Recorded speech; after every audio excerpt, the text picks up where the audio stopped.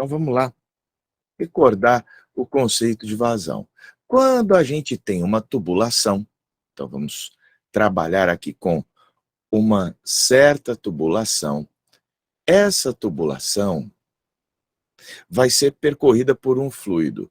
Então, suponha que por aqui a gente tem o escoamento de um fluido, um escoamento ideal, com a mesma velocidade em todos os pontos, e a gente vai aqui observar uma secção, um corte. A gente diz que por aqui vai passar uma certa quantidade de massa pelo intervalo de tempo. Então, eu vou chamar de vazão Z a quantidade de massa que nós vamos ter pelo intervalo de tempo. Ou melhor, vamos chamar isso aqui de vazão em volume. Vamos dizer que é o volume de líquido que escoou por aí, fica até mais interessante. A maior parte das vezes a gente trabalha com vazão em volume. Isso daqui vai ser medida em metros cúbicos por segundo, à medida que o líquido vai passando por aqui. Mas o que é importante também a gente saber? Que à medida que o líquido passa, né, esse volume que vai passando, isso tem a ver com a velocidade de escoamento. Para diferenciar, eu vou usar um V minúsculo para a velocidade de escoamento. O V maiúsculo vai tratar do volume, que passa por aqui, e o V vai tratar da velocidade. Suponha, por exemplo, que em um intervalo de tempo ΔT, saiu uma certa quantidade de fluido por aqui, ó. Passou por aqui uma certa quantidade de fluido que eu estou representando de verde. Ó. Saiu da tubulação essa quantidade de fluido. Essa distância que você vai ter daqui para cá vai ser a velocidade vezes o intervalo de tempo que passou. Afinal, a distância é a velocidade vezes o tempo. Se a gente conhecer esta área da secção que existe bem aqui, a gente pode encontrar o valor desse volume. Então, o volume de líquido que passou por aqui é a área da base vezes o comprimento. Então, vai ser A vezes V vezes ΔT. Então, a gente pode trabalhar com isso daí. Quando a gente fala em vazão, então, eu posso dizer que a área vezes a velocidade vezes o intervalo de tempo. Opa! Sobre o intervalo de tempo, veja só. A gente, então, pode dizer que o valor da vazão é igual à aceleração vezes, aliás, a área da secção, perdão, vezes a velocidade com que as partículas aí do fluido estão passando. Então, a gente vai utilizar bastante essa ideia aqui. Além do conceito de vazão, a gente vai trabalhar bastante na resolução dos problemas um outro conceito, que é o conceito da continuidade. Esse conceito de continuidade, ele está relacionado ao que nós chamamos de fluidos incompressíveis. Fluidos incompressíveis são aqueles que, por mais que a gente comprima, ele não muda de volume. É o caso da maior parte dos fluidos com que a gente trabalha, em especial os líquidos. A gente pode mudar a pressão dos líquidos e pouco vai haver de modificação do volume. Se a gente tiver algo do tipo, a gente pode colocar aqui um sistema. Opa, aqui chegou aqui o Bruno. Seja bem-vindo, Bruno. Saudações. Grande professor Douglas, rapaz, tudo bom? Boa noite. Boa noite, seja muito bem-vindo. Conte as novas. As novas, só que a hidrodinâmica da brincadeira. Sim, calculando aí a famosa vazão. Pois é, brincando de vazão. Rapaz, hoje meu dia foi cheio. Olha, por pouco eu não cancelava a aula de hoje, porque você não tem noção.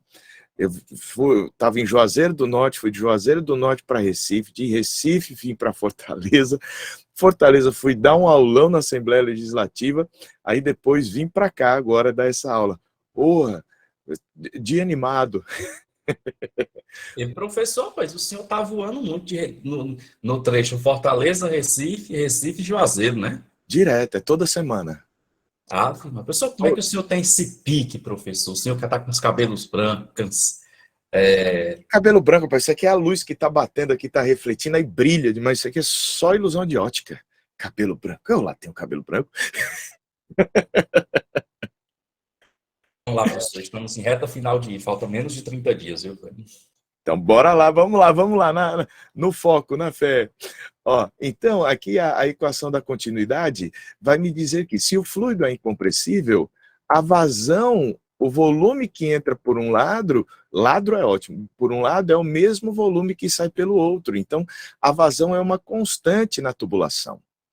Por conta disso, se eu tiver áreas diferentes, então vamos pegar aqui uma área A1 e aqui uma outra área A2, eu acabo tendo, já que a vazão é a mesma, velocidades diferentes. Aqui onde a área é menor, a velocidade V1 das partículas é maior do que ali na outra área. Por que que eu consigo concluir isso?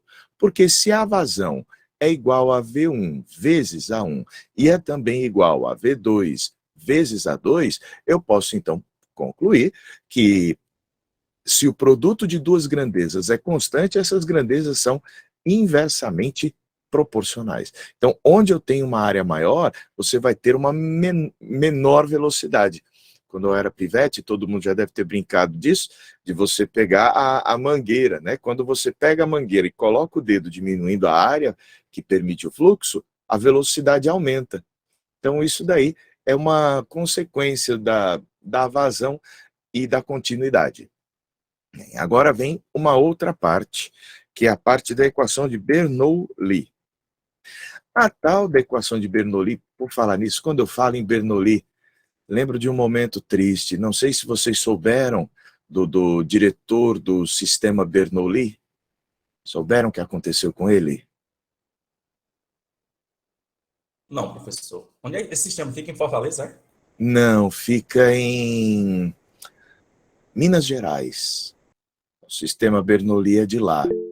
E aconteceu, a Ana Flávia vai entender o que eu estou falando, o impensável.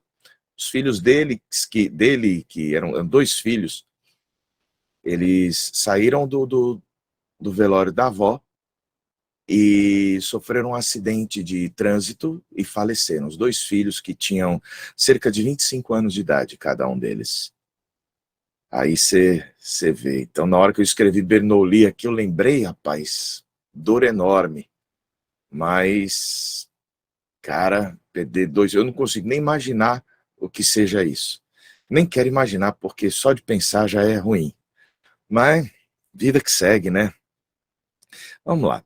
A equação de Bernoulli, ela fala sobre tubulações e sobre diferenças de pressão e de altura, né?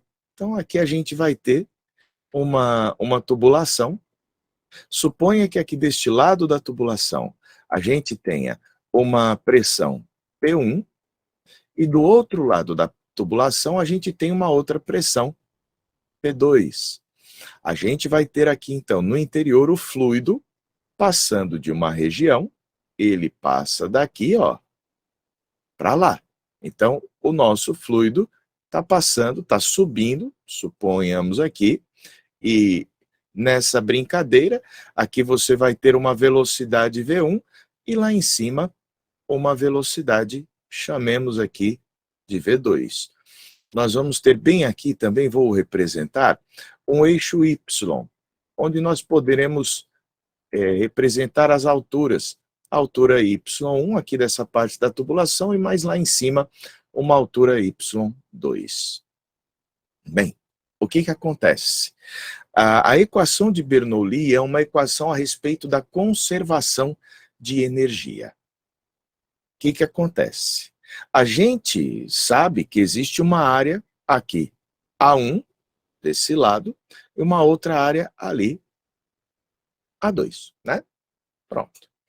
E nessa brincadeira, a diferença de pressão realiza um trabalho nesse fluido, né? Porque se houver uma força de pressão, esta força de pressão, né, essa resultante das forças de pressão de um lado com o outro, vai efetuar um trabalho, e esse trabalho vai proporcionar uma variação da energia mecânica do sistema. Então, nós vamos dizer aqui que o trabalho feito pela força externa, então aqui feito pelas forças de pressão, esse trabalho aí vai proporcionar uma variação da energia mecânica. E lembrando que a energia mecânica, ela é a soma da energia cinética com a energia potencial. Eu vou usar aqui a notação do ensino médio, porque eu acho ela mais fácil de a gente lembrar. EC e EP, cinética e potencial. Então, é isso que vai fazer essa variação da energia. Então, a gente diz aqui que a diferença entre as pressões, por exemplo, P1 e P2, que é o que vai realizar esse trabalho, vai ser a diferença entre a energia que você tem aqui embaixo e a energia que você tem lá em cima, né? A variação dessa energia. Então, nós vamos colocar aqui que a energia final vai ser ρ vezes a velocidade lá em cima ao quadrado sobre 2, mais ρ vezes g vezes a altura y2. Essa aqui é a energia cinética e a energia potencial gravitacional. Mas aqui utilizando no seu valor por volume, né? A energia por volume. Então você pega isso, menos a energia que você tem lá embaixo, e vai ser ρ vezes V1 ao quadrado sobre 2, somado com ρ vezes g vezes a altura y1. De tal maneira que quando você organiza isso daí, você consegue escrever que P1 vezes ρ, aliás, vezes não, Douglas, deixa de ser doido, mais ρ V1 ao quadrado sobre 2, mais ρ GY1 vai ser igual a P2 mais ρ V2 ao quadrado sobre 2, mais ρ GY2, onde o ρ corresponde à massa específica, né, do fluido, a densidade do fluido. Então, quando a gente olha a equação de Bernoulli, ela nada mais é do que o princípio da conservação da energia mecânica em sistemas não dissipativos. Veja que essa é uma situação em que o fluido não apresenta viscosidade. Se o fluido fosse viscoso, né, então, lembrando que isso daqui é um fluido ideal, é um fluido sem viscosidade. Então, nesse fluido ideal, sem viscosidade, a gente pode aplicar a equação de Bernoulli. Represa é uma barreira artificial feita em cursos de rios para a retenção de grandes quantidades de água. Em geral, para fim de cálculos, os engenheiros que trabalham com represas consideram a densidade média da água igual a 1.000 kg por metro cúbico. O campo de atuação da engenharia nessa área é sobretudo direcionado para abastecer de água zonas residenciais agrícolas, industriais e para a produção de energia elétrica. A imagem abaixo representa a represa, que tem uma altura B de 22 metros e um comprimento A de 600 metros. De acordo com o exposto acima, determine qual a força horizontal a que está submetida a represa por causa da pressão manométrica da água.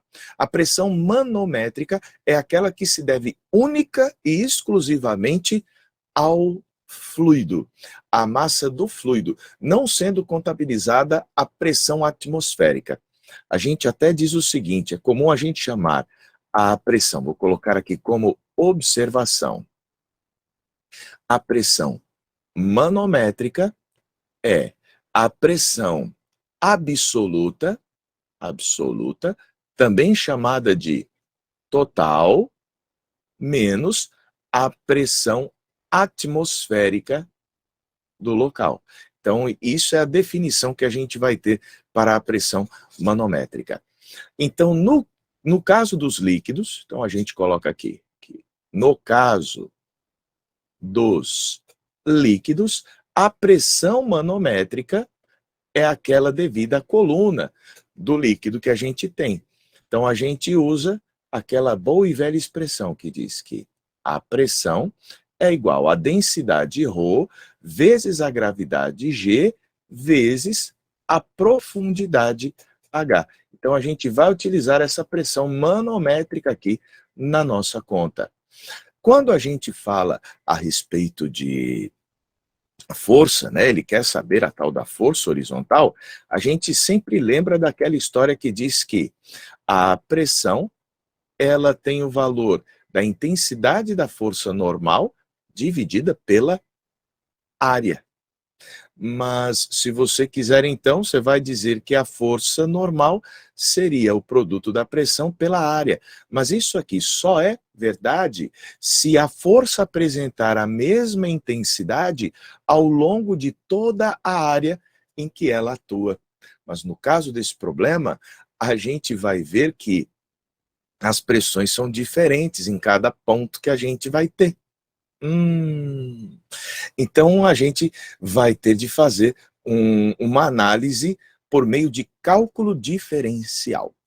Então vamos lá. Eu vou pegar aqui, vou até fazer o seguinte, olha.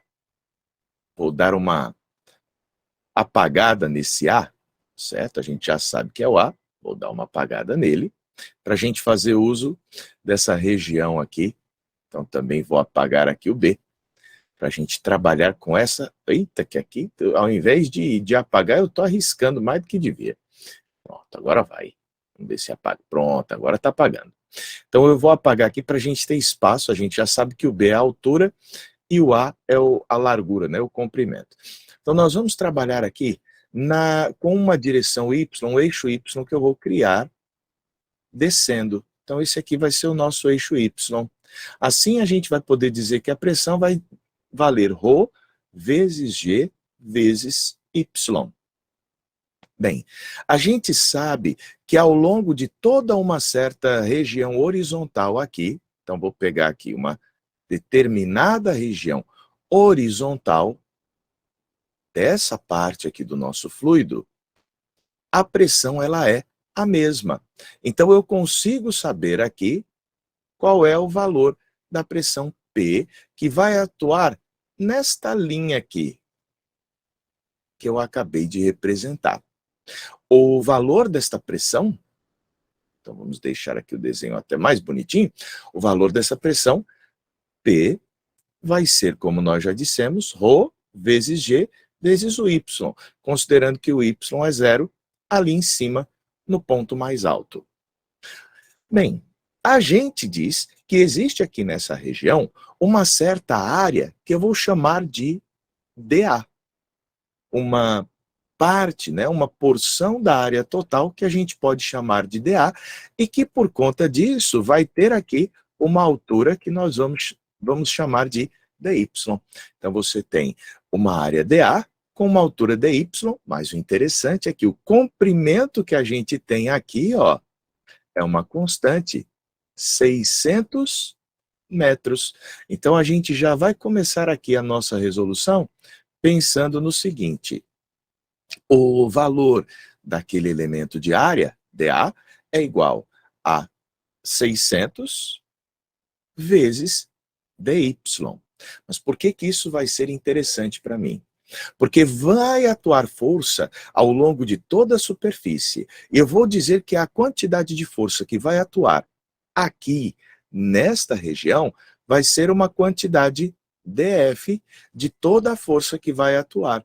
E para esta região em que a pressão é constante, eu posso sim dizer que a força dF vai ser igual a P vezes dA.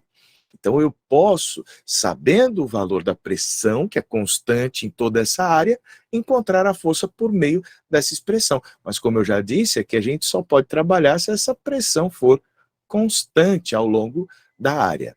Bem, sabendo disso, se a gente quer a força toda, a gente vai ter de fazer a soma integral desse dF.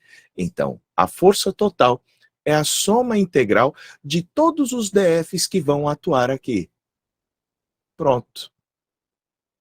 Nessa região, né? Na área que a gente está trabalhando. Isso quer dizer que a gente vai ter a soma integral de P dA ao longo desta área, dessa superfície que a gente está analisando. Então, vamos agora às substituições. A gente pode escrever, então, que o valor daquela pressão é ρ, G, Y. E o valor de dA é 600 dy. Olha aí que já está ficando interessante. E o nosso y vai de 0 até o ponto mais baixo ali, onde você vai ter uma altura de 22 metros, né, uma profundidade de 22 metros aqui. Então, nós vamos de 0 até 22. Olha como está ficando bonito. Então, vamos fazer ficar mais legal ainda. Então, isso vai ficar igual a soma integral. Vamos colocar para fora aqui o que é constante, ó. 600 ρ e G. Então, nós vamos ter 600 vezes ρ vezes G, vezes a soma integral de 0 até 22, de Y, dy. Já dá até para colocar os valores, né? Porque o valor de ρ, a gente viu ali que vale 1.000, 10 ao cubo, e o valor de G, a gente vai arredondar para 10. Então, aqui fora, nós vamos ter 6 vezes 10 a 1, 2, 3, 4, 5, 6. 6 vezes 10 a sexta, vezes a integral de y dy de 0 a 22. Mais a integral de y dy, aí a gente precisa lembrar, é y ao quadrado sobre 2. Mas isso vai ser de 0 a 22. Como tem o zero aqui na história, vai ser só alegria. F igual a 6 vezes 10 a sexta, vezes 22 ao quadrado sobre 2, o que vai dar o valor, depois de você fazer a conta, de 1,452 vezes 10 a nona newtons. Alternativa correta, A de avião.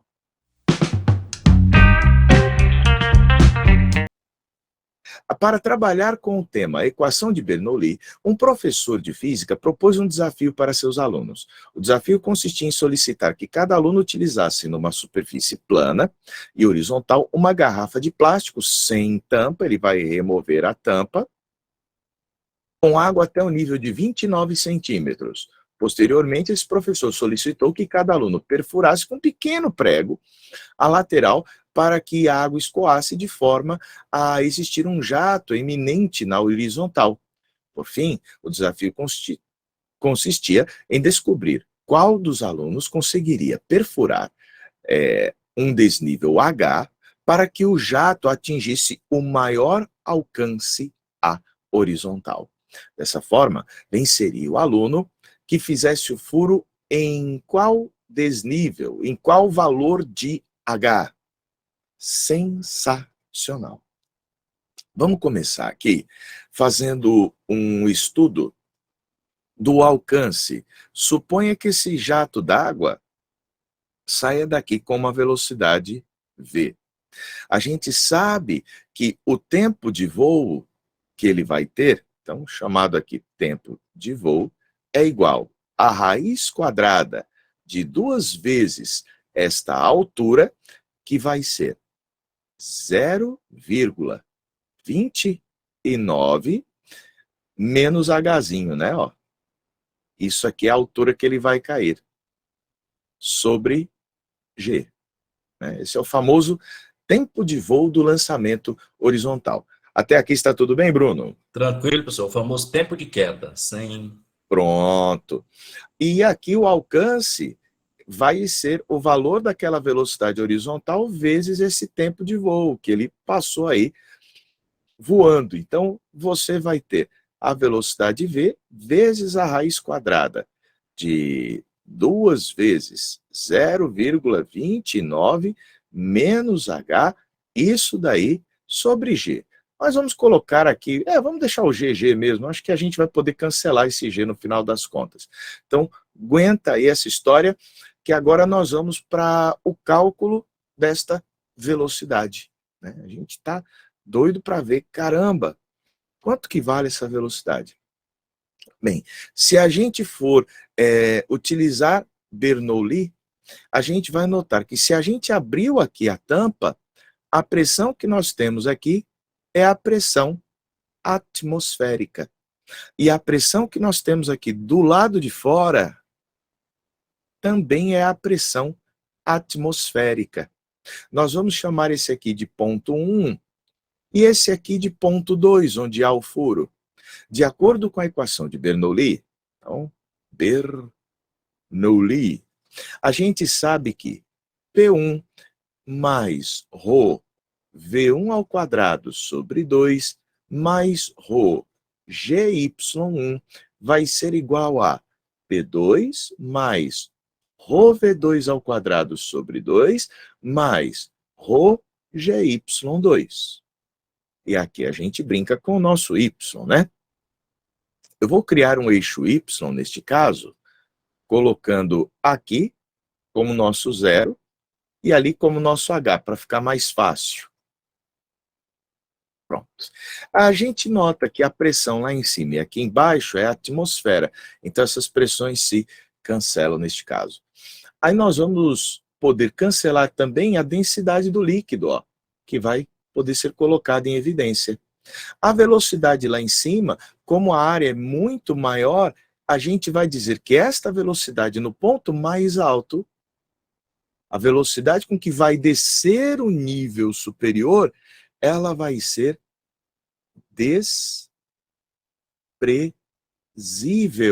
se comparado com o valor da velocidade com que o jatinho aqui sai. É aquela história, sai aqui um jatinho, mas a gente vê muito lentamente ali em cima descendo. Então vamos cancelar aqui. Então nós vamos ter G vezes o nosso Y1, que é o H, vai ser igual à velocidade lá embaixo, que a gente chamou de V, sobre 2.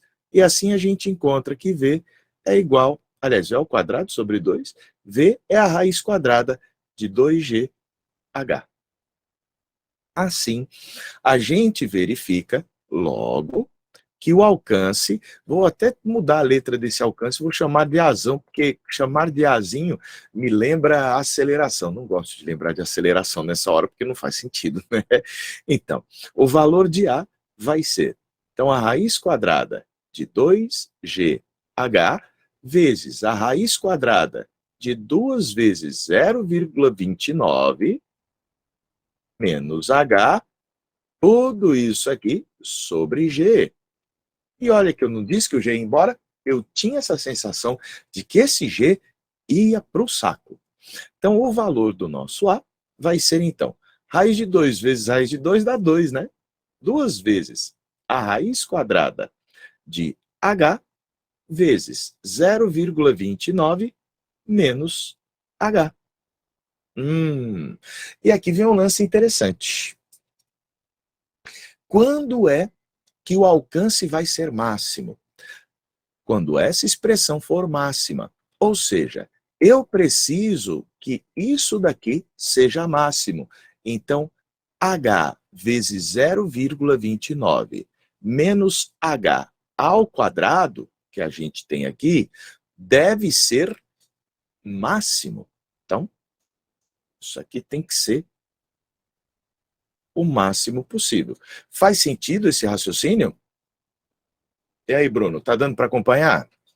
Não, tranquilo, professor. O que esbarrou mesmo foi lá no desprezível, que eu não me atentei àquele detalhe, por isso que parou ali. Mas tá ok. Legal, né? Aí a gente faz o quê? Para que isso seja máximo, a gente diz que D, né? Cadê o D?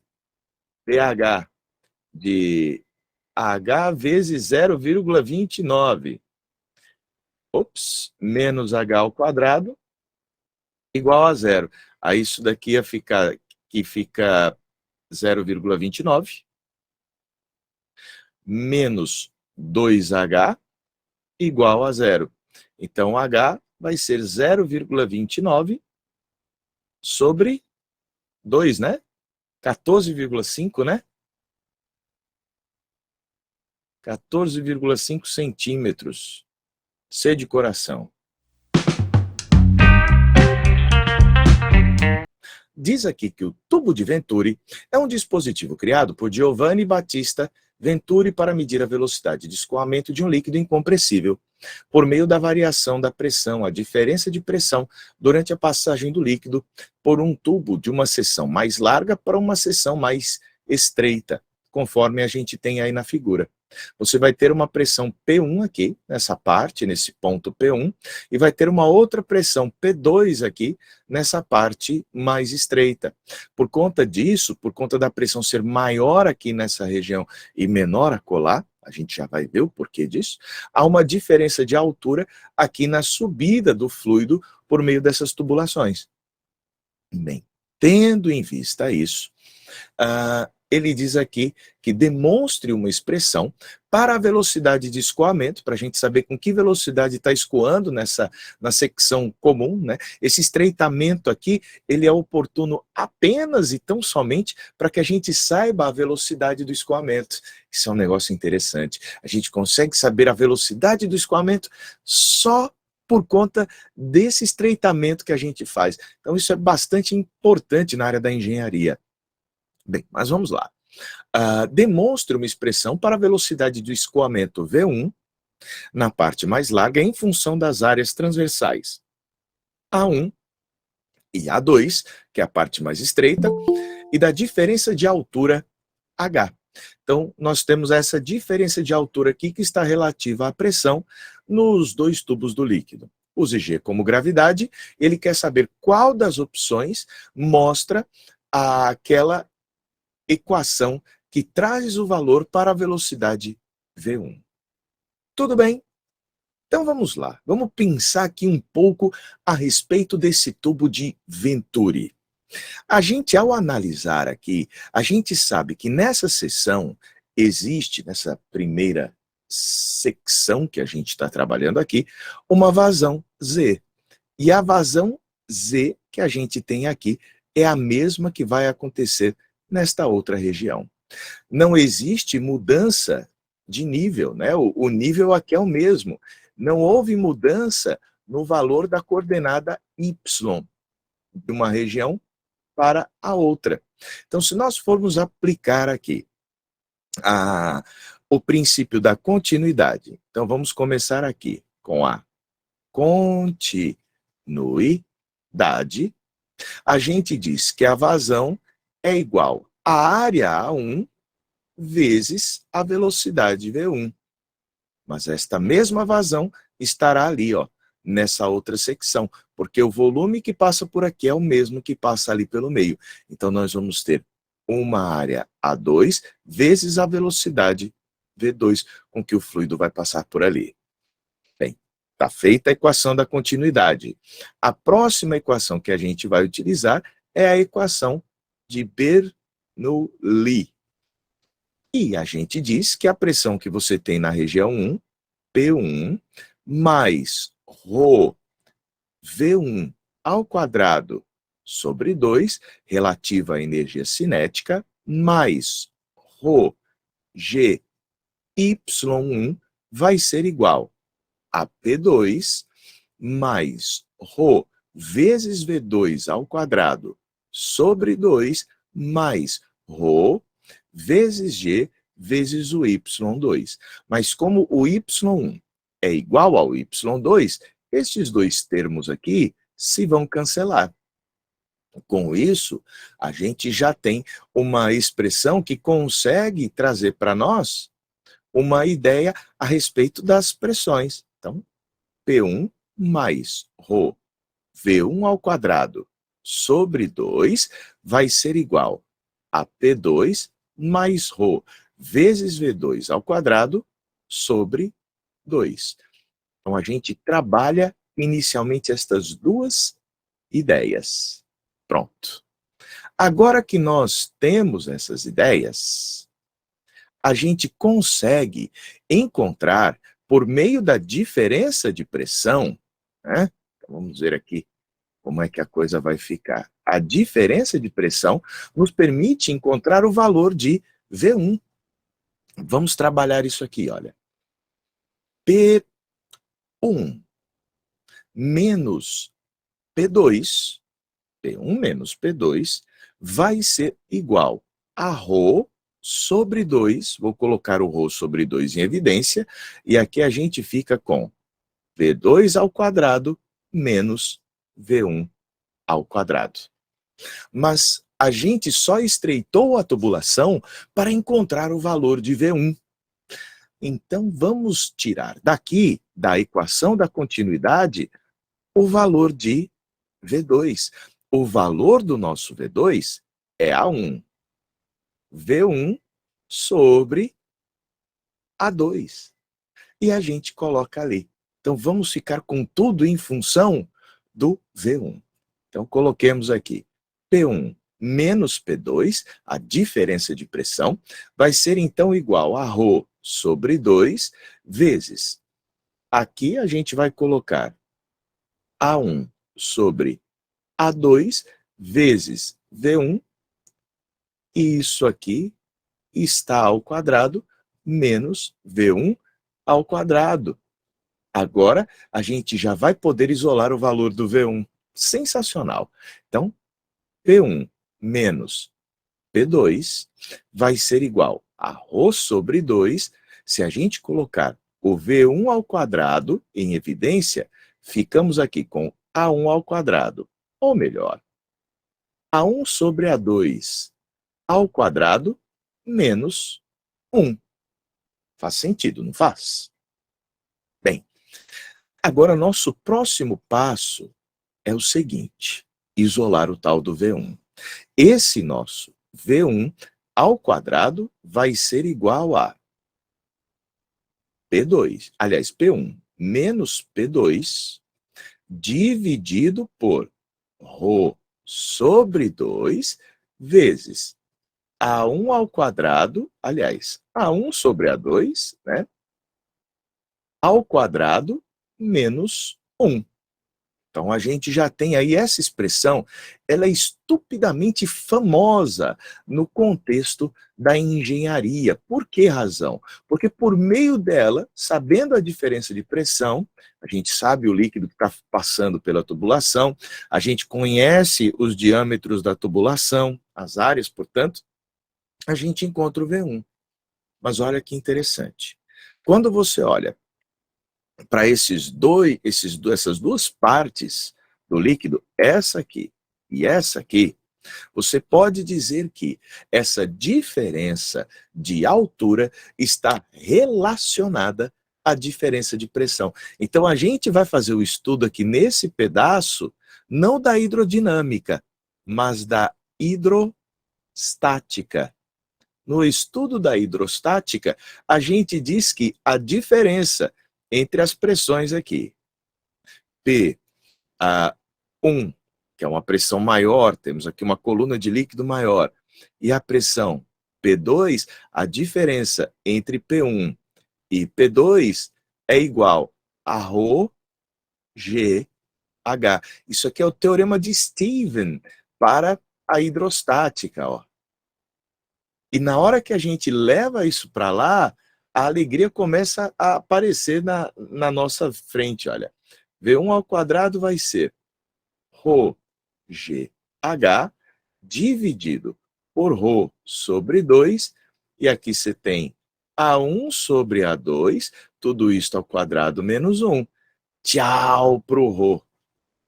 E esse 2 que está aqui embaixo dividindo, ele vai lá para cima multiplicando. Então, V1 vai ser 2GH dividido por A1 sobre A2, isto aqui ao quadrado, menos 1. Como a gente tira a raiz, né?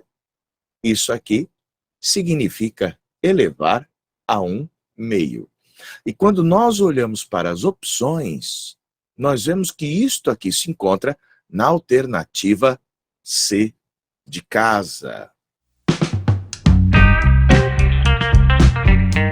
Duas coisas podem influenciar no efeito Doppler. Uma delas é o movimento da fonte. Quando a fonte está parada, as frentes de ondas são todas concêntricas.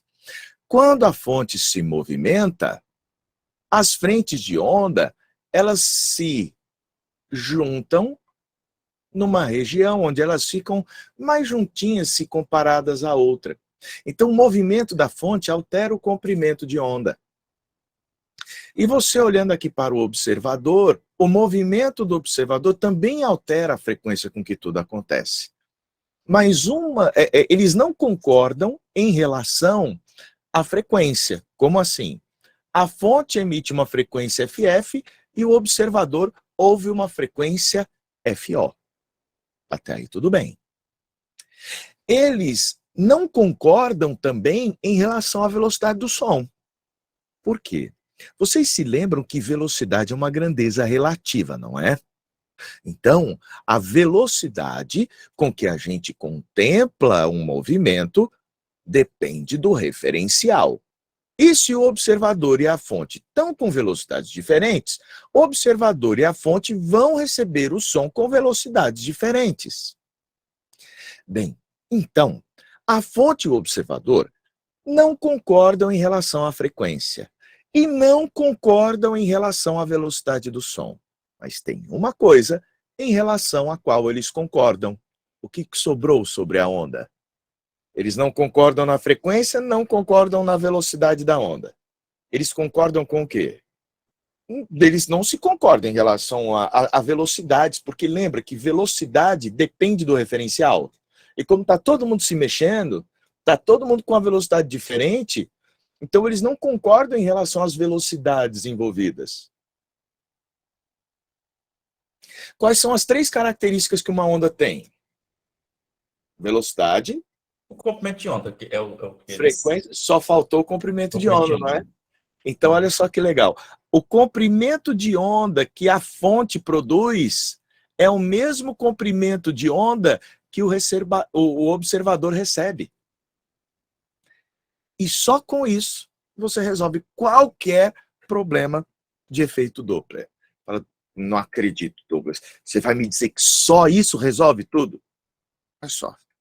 Essa daqui, ó, só alegria. No dia que eu vi isso, eu falei, desiste de todas aquelas fórmulas decorebas que eu já tinha encontrado naquela outra lá, do mais, menos, mais, não sei, aqui em cima, do O pro F, do F pro O. Eita, que dor. Veja bem, você tem bem aqui a fonte, essa fonte está emitindo uma frequência FF. Você tem bem aqui o observador. Bora colocar essa fonte numa ambulância, como o pessoal sempre faz, né? Sempre é uma ambulância com a fonte. E vamos colocar aqui o observador numa moto. Pronto, aqui uma moto e o observador na moto. Aí, a nossa história. Seguinte, existe o som que vem vindo de lá para cá. Então, para cá eu tenho a velocidade do som. Aí a gente sabe, vamos aqui, que esse aqui emitiu uma frequência FF, esse aqui ouve uma frequência FO. Esse aqui está com uma velocidade VF, esse aqui está com uma velocidade VO. Agora eu vou fazer uma pergunta para você. Qual é a velocidade do som, nesse caso, em relação à fonte? A fonte aqui. Quando eles estão no mesmo sentido, a gente, para calcular a velocidade relativa, a velocidade do som em relação à fonte é a velocidade do som menos a velocidade da fonte. Confere? Agora, por outro lado, qual seria a velocidade do som? Isso agora em relação, não mais à fonte agora. Vamos ver em relação ao observador. Então, ao observador. Como estão em sentidos opostos, a gente vê que a velocidade do som em relação ao observador vai ter o valor da velocidade do som mais a velocidade do observador. Bem, no que eles concordam? A gente diz que eles concordam em lambda. Então, o lambda que o observador recebe é o mesmo lambda que a fonte está emitindo. Mas o lambda, ele é igual a V sobre F. Confere? Então, a velocidade do som em relação ao observador sobre a frequência que ele recebe é a velocidade do som em relação à fonte sobre a frequência que ela emite. Então, você pode dizer aqui que, nesta circunstância, Vs mais Vo está para FO, assim como Vs menos Vf está para FF. E assim você tem a aplicação direta. Então, quando você tiver um problema desses, você pode começar o problema já assim, ó. A velocidade do som em relação ao observador está para a frequência que o observador recebe, assim como a velocidade do som em relação à fonte está para a frequência que a fonte emite. Isso aqui é a fórmula do efeito Doppler. Você não precisa de mais nada além disso. E aí, como é que fica mais fácil? Eu sempre me perguntei por que os livros didáticos de física não trazem só isso. Porque eu, quando era estudante, eu ficava pé da vida, porque eu não sabia, tá aproximando, tá afastando, não, do O para o F é mais, do F para o O é menos, e para decorar aquela fórmula, velocidade em cima, não, eu só precisava saber que o lambda de um era o mesmo lambda do outro, e trabalhar com as velocidades relativas. Uma onda sonora que se propaga num tubo contendo um fluido de densidade ρ, provoca compressões e rarefações no fluido. Esse comportamento faz com que a variação de pressão do fluido no interior do tubo se comporte de forma harmônica. Então você vai ter uma onda harmônica com esta função. ΔP, a variação de pressão no determinado ponto, vai ser K-ρ, V ao quadrado, Y, seno de Kx menos ômega t, onde o K é o número de onda. Ou seja, o K é o famoso 2π sobre lambda. V é a velocidade, Y é o deslocamento máximo do fluido correspondente a uma onda sonora em um meio. Ele pergunta para você, a máxima variação de pressão que o ouvido humano pode tolerar, então ele está dizendo que o ΔP máximo é igual a quanto? É igual a 27 newtons por metro quadrado. É o que ele vai tolerar, essa diferença de pressão aí. Pode-se afirmar que o máximo deslocamento que o ouvido humano pode ter em um ambiente em que a velocidade do som V é igual a 300 metros por segundo, onde a densidade do fluido é 1 quilograma por metro quadrado, não, né, gente? Por metro cúbico, houve um erro de digitação aqui, perdoem. E a frequência que a gente tem para essa onda é de 1000 Hz. O valor de π é igual a 3. Então vamos lá. Quem sabe a velocidade e a frequência conhece o comprimento de onda, que é V sobre lambda. Deixe-me trazer esse pedaço para cá para caber mais. O valor de V é 300. E o valor, V sobre E é ótimo, né? V sobre F, Douglas, deixe ser desatento. Então, 300 sobre a frequência que dá 1000, não é assim? Pronto. Então, isso aqui vai dar 300 sobre 1000, pronto, que vai dar 0,3. A gente pode, então, dar uma ajustada naquela expressão. O nosso ΔP é igual a K, e o valor de K é 2 vezes π, que é 3, sobre lambda. Gostei? Por quê? Porque a gente tem 6 dividido por 0,3, 60 por 3 são 20. Na unidade aqui do Sistema Internacional, certo? Então, nós vamos colocar que o nosso ΔP vai ser o K. 20 vezes o ρ, que é 1, vezes a velocidade, que é 300, ao quadrado, vezes y, vezes o seno de K, que é 20, t menos ômega, que é 2π vezes a frequência X aqui, Douglas, deixa eu ser desatento mais uma vez. E ali, 2πft, já que o ômega é chamado frequência angular. Bom, mas o máximo que eu posso ter é isso aqui. Então, o meu deslocamento será máximo. Aqui que ele está dizendo, ele até chamou esse Y de deslocamento do fluido, ó. Então, a gente vai dizer que se ΔP máximo, que a gente tem aqui, né? O valor do ΔP máximo é igual a 20 vezes 1 vezes 300 ao quadrado vezes Y. Por quê? Porque o maior valor que o seno pode ter, no máximo, é 1. Então, a variação de pressão máxima seria dada por esse valor, onde o Y é a variação, né, o deslocamento máximo do fluido, que é justamente o que ele quer. O máximo deslocamento que o ouvido humano pode ter num ambiente aí com essa velocidade do som.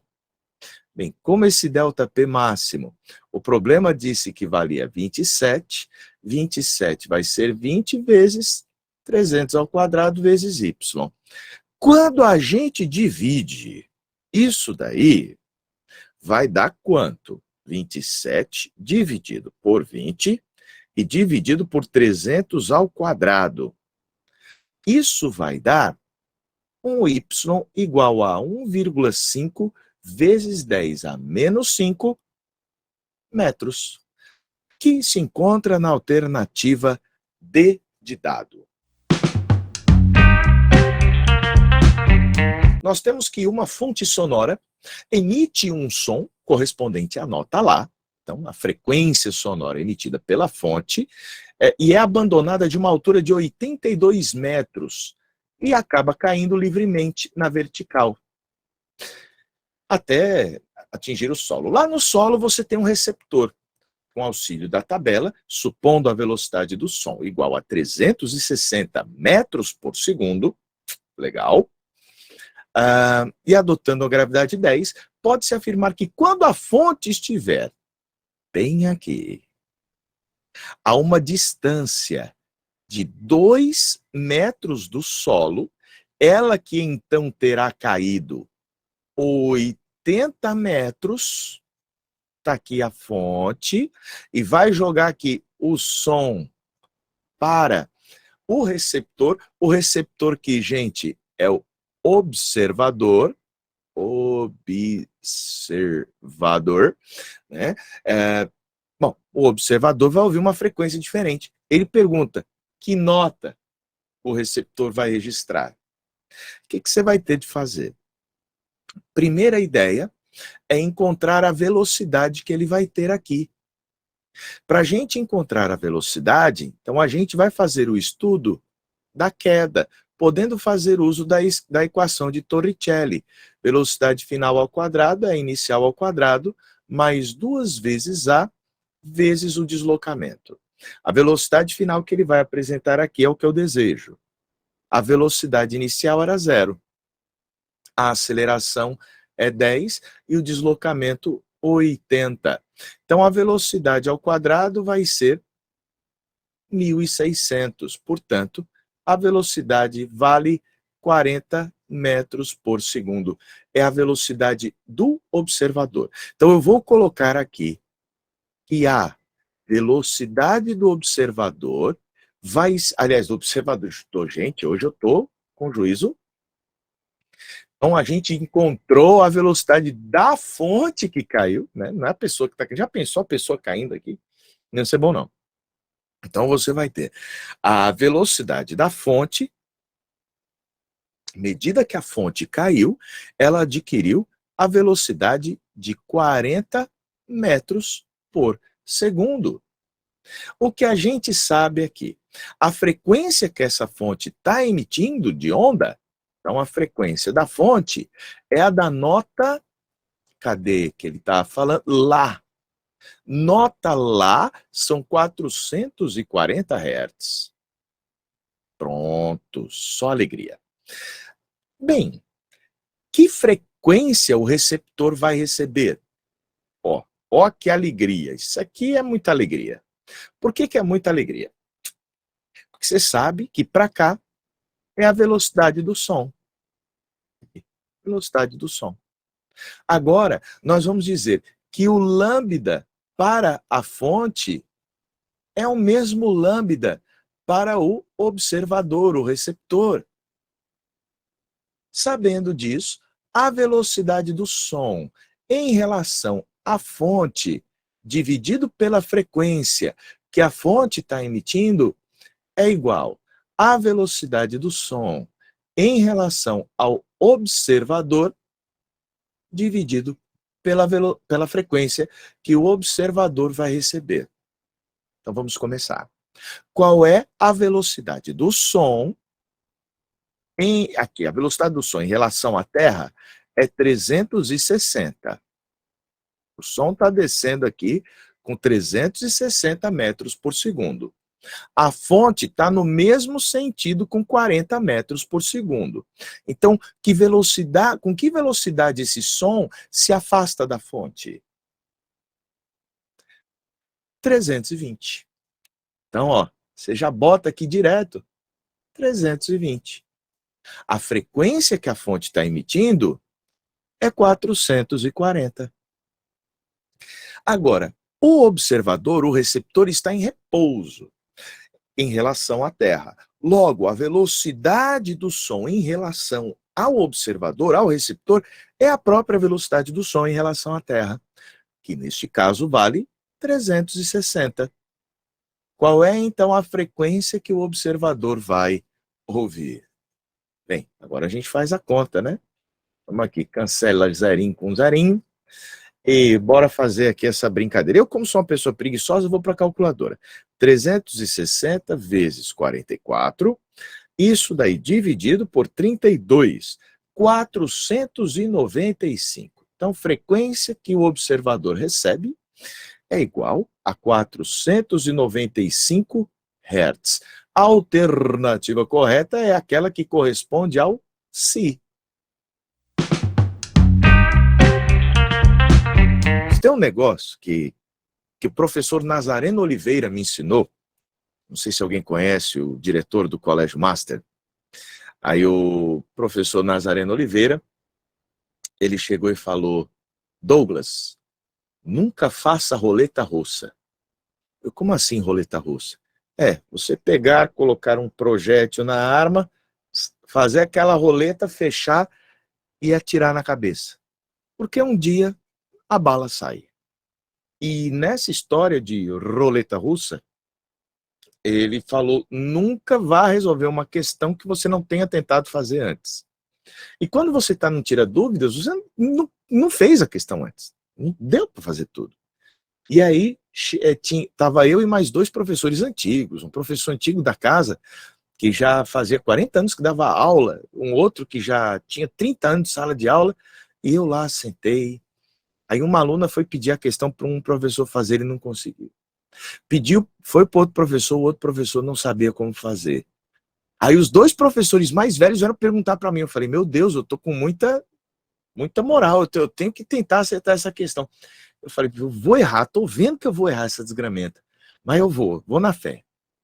E eu consegui encontrar uma solução que na hora nem eu acreditei. Eu falei: não é possível.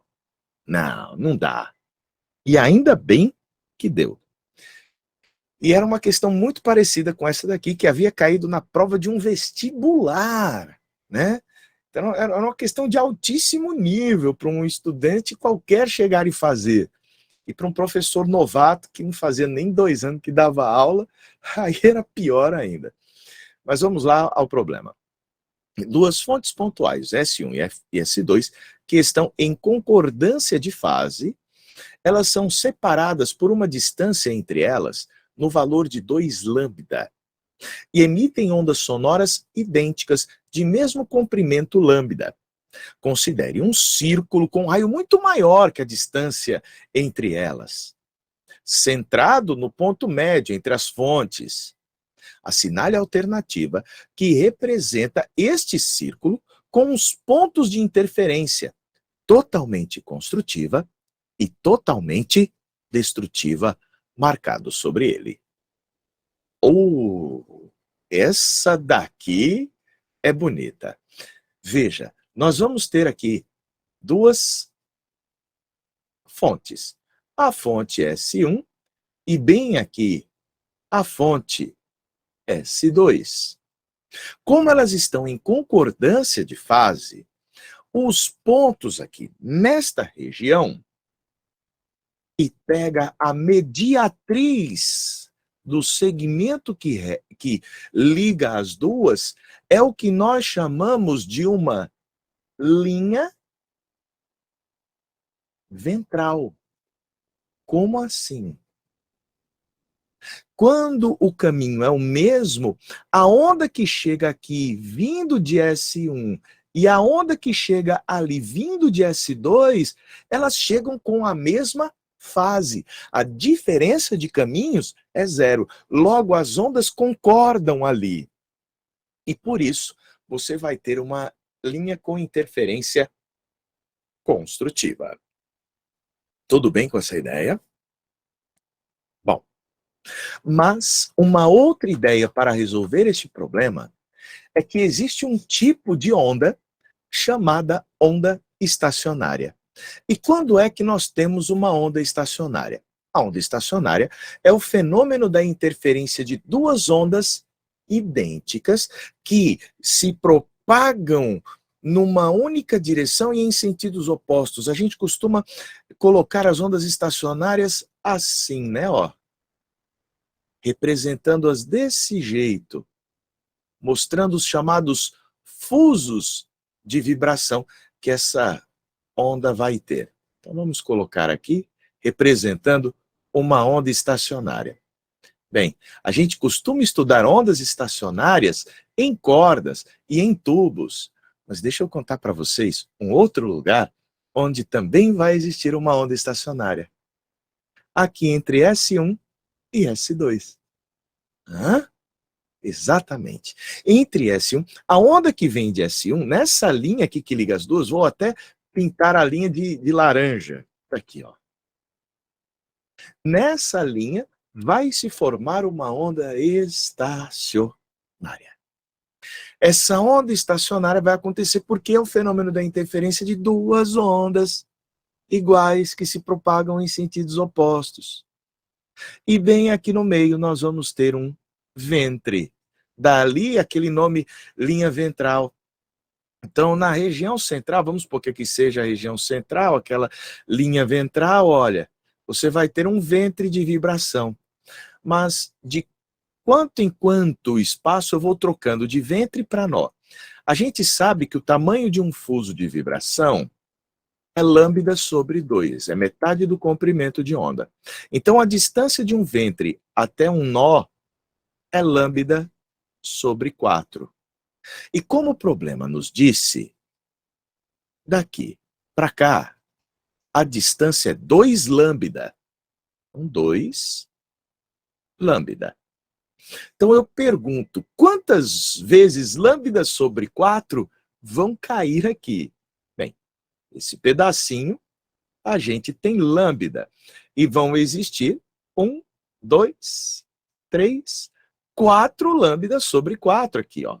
Então você vai ter 1, 2, 3, 4. E do outro lado, 1, 2, 3, 4. Ficou meio descompassado, mas está aqui. E olha que interessante, você, se quiser, pode desenhar aqui aquela ondinha estacionária. Ó. A cada lambda sobre 4, você sai de um ventre para um nó, ou de um nó para um ventre. De um ventre para um nó, de um nó para um ventre. Então a gente pode dizer que essa linha central aqui é uma linha ventral que eu vou representar de verde, ó. Mas a gente vai ver que vão se formar outras linhas ventrais. Você vai ter uma outra linha ventral bem aqui, ó. Eita, que tá mais torto que o meu nariz. Uma outra linha ventral bem aqui, ó. E vai ter uma linha ventral reta para cá e para lá, porque é onde termina, né, o nosso desenho. Deixa eu me trazer aqui esse desenho mais para a direita, vai ficar mais legal de a gente observar. Já vou aqui para o cantinho. Então tá aqui. Além dessas linhas, né, entre as linhas ventrais, a gente tem as linhas nodais, onde você vai ter os nós de vibração. Então, isso aqui é ventre, ventre, vamos colocar o nó de que cor? Sei lá, vou colocar o nó de marrom. Marrom, tá aqui. Então você vai ter uma linha nodal aqui, olha. Essa linha nodal, uma outra linha nodal, então aqui, de marrom, é a linha nodal, onde nós temos interferência destrutiva. Nós vamos ter então linha nodal, opa, ali também, e acolá também. São as chamadas linhas que a gente observa na figura. Bom, mas olha qual que é a ideia. O problema falou para a gente que existe uma circunferência circundando tudo isso daí, né? E ele quer que você identifique quantos pontos de nó e quantos pontos de ventre você vai encontrar. Então, bora fazer aqui nossa circunferência de preto, ó. Eita, que minha circunferência está mais... Aí. Você vai contar quantos ventres aqui, quantas interferências construtivas. Olha, então vamos aqui no verde, ó. Construtivo, 1, 2, 3, 4, 5, 6, 7, 8 construtivas. Agora, bora contar as destrutivas. Você vai ter aqui 1, 2, 3, 4, 5, 6, 7, 8. Então você tem que procurar algum dos desenhos aqui que traga para você. Aqui por cima, né? 3. Vamos ver se a gente... Aqui tem demais. Aqui tem 1, 2, 3, 4, 5. Não. Aqui tem 2 destrutivas sem nenhuma construtiva no meio. Já tá ruim. Aqui você tem 3 construtivas juntas. Não. Então, 3 construtivas juntas aqui também? Não. Eles vão alternando, sempre construtiva com destrutiva. Já deu a letra D de dado, olha. Tá aqui, exatamente aquela conta que a gente fez. Olha aqui, ó. A construtiva, outra aqui, outra aqui, outra aqui. Exatamente o que a gente tem lá. Diga se não foi exatamente o desenho que a gente fez ali. E as destrutivas entre cada uma das construtivas. De tal maneira que você marca aí feliz alternativa D de dado.